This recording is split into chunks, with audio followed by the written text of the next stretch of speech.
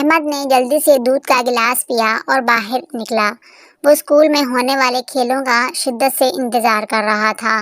وہ اس سال ریس میں اول آنا چاہتا تھا۔ وہ گزشتہ 2 ماہ سے دوڑنے کی مشق کر رہا ہے۔ اس کے والد بھی ایک انتہائی متحرک آدمی تھے۔ انہوں نے احمد کو مشورہ دیا کہ جیتنے کے لیے وہ روزانہ دوڑ لگایا کرے۔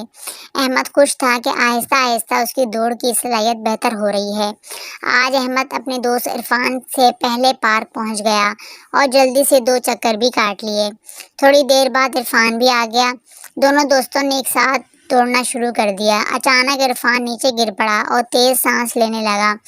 دونوں رک گئے۔ احمد: عرفان کیا ہوا؟ احمد: عرفان: مجھے کمزوری محسوس ہو رہی ہے، مجھ میں مزید بھاگنے کی ہمت نہیں۔ احمد: عرفان تم ریس میں کیسے شامل ہو گئے؟ عرفان نے کہا میں یہ جانتا ہوں لیکن میں کیا کروں؟ احمد نے کہا اوہ یہ آسان ہے، میرے والد نے مجھے سب سمجھا دیا ہے، میں تمہیں سب بتاتا ہوں۔ سب سے پہلے تمہیں اپنے وزن میں بہتری لانی ہوگی۔ عرفان نے کہا لیکن میرا وزن تو ٹھیک ہے۔ احمد نے کہا تم دیکھنے میں تو ٹھیک نظر آتے ہو لیکن تم کو اپنا BMI ضرور چیک کرانا چاہیے۔ عرفان نے کہا BMI کیا ہے؟ احمد نے کہا یہ باڈی ماس انڈیکس کا مخفف ہے، اس سے یہ پتہ چلتا ہے کہ آپ اپنی عمر کے مطابق صحت مند ہیں یا نہیں۔ عرفان تو مجھے کیا کرنا چاہیے؟ احمد نے کہا تمہیں روزانہ کم از کم 1 گھنٹہ ورزش بھی کرنی ہوگی۔ پارک میں روزانہ آؤ اور کچھ کھیل مثلاً فٹ بال وغیرہ کھیلو۔ عرفان نے کہا اس سے کیا ہوگا؟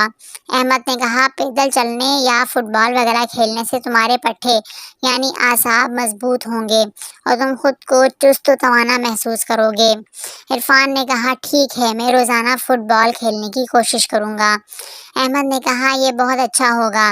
اس کے ساتھ ساتھ صحت مند اور متوازن غذا بھی ضروری ہے، جیسے تازہ سبزیاں، پھل جو ضروری وٹامنز اور معدنیات سے بھرپور ہوتی ہیں۔ احمد نے بال اٹھاتے ہوئے کہا چلو اب کھیلتے ہیں۔ پیارے بچوں، کھیل کود آپ کے لیے بہت ضروری ہے۔ روزانہ ورزش کریں اور اچھی غذائیں کھائیں۔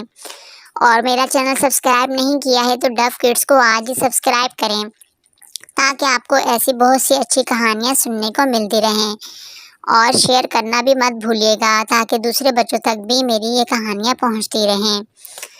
اب اجازت چاہتا ہوں، اللہ حافظ۔